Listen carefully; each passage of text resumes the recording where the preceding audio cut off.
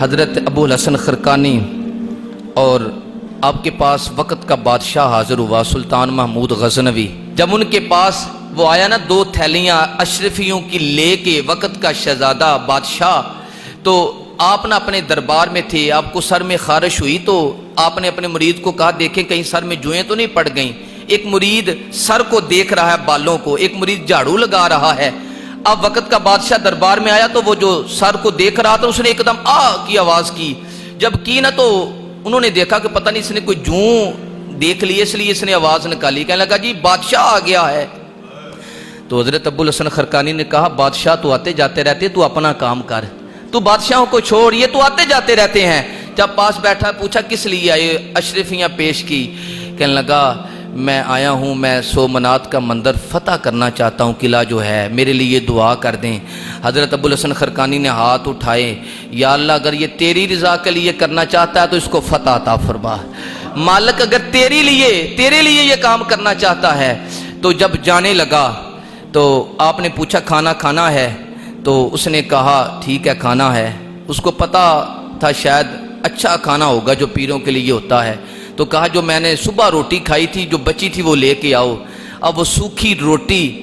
اور پانی کا گلاس جو حضرت ابو الحسن خرقانی کی خوراک ہے، کھانا ہے، وہ لے کے آئے۔ تو اب اس کو دیا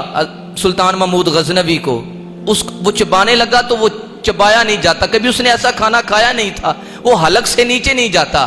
تو آپ نے نا اس کی اشرفیوں کی جو تھیلیاں تھی اس کے اوپر سامنے پھینک دی،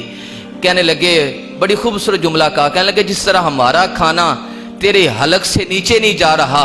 تیرا یہ دولت، تیرا یہ جو تحفہ ہے یہ ہمارے بھی حلق سے نیچے نہیں جائے گا، ہمارے لیے یہ تمہاری خوراک ہی نہیں ہے۔ جب جانے لگا تو بڑا پروٹوکول دیا، استقبال، اٹھ کے اس کو گاڑی تک، گھوڑے تک چھوڑنے کے لیے آئے۔ تو کہا پوچھا بابا جی جب میں آیا تھا تو اس وقت تو آپ نے سیدھے منہ سے بات بھی نہیں کی تھی، اب میں جا رہا ہوں تو بڑی عزت دے رہے ہیں۔ تو کہنے لگے جب تو آیا تھا تو ہمیں بھی دنیا دار سمجھ کے ہی آیا تھا، لیکن اب تو جا رہا ہے تو تیرے دل نے مان لیا ہے یہ کوئی دنیا دار نہیں، یہ تو مدینے والے آقا کا غلام ہے۔ اب اللہ والے کے پاس کوئی شخص آئے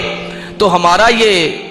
نہیں ہے کردار کہ ہم کو اس کو عزت نہ دیں، اس کو احترام نہ دیں، اس لیے تجھے عزت بھی دے رہا ہوں، تجھے احترام بھی دے رہا ہوں، تو اللہ کے اس بندے کے پاس آیا ہے۔ میرے بھائیوں بزرگوں،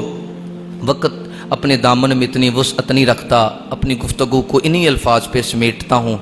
کہ جو آیت میں نے پڑھی تھی وَمَا الْحَيَاةُ الدُّنْيَا إِلَّا مَتَاعُ الْغُرُورِ، کہ نہیں ہے دنیا کی زندگی مگر ایک دھوکہ۔ تو بنانے والا مالک جو ہے وہ خود اعلان کر رہا ہے کہ یہ جو زندگی ہے وہ یہ دھوکہ ہے۔ بابا بلے شاہ نے بھی بڑی خوبصورت شکوہ کی ہے، بات کی ہے۔ وہ کہتا ہے تسی حج بھی کیتی جاندے ہو، تسی حج بھی کیتی جاندے ہو تے لو بھی پیتی جاندے ہو، کھو کے مال یتیمہ دا تے بھج مسیتی جاندے ہو، کھو کے مال یتیمہ دا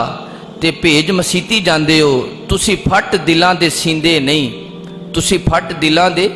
سیندے نہیں تے ٹوپیاں سیتی جاندے ہو، نفس تے چھری پھیر دے نہیں تے دمبے کیتی جاندے ہو، فرض پلائی بیٹھے ہو تے نفلاں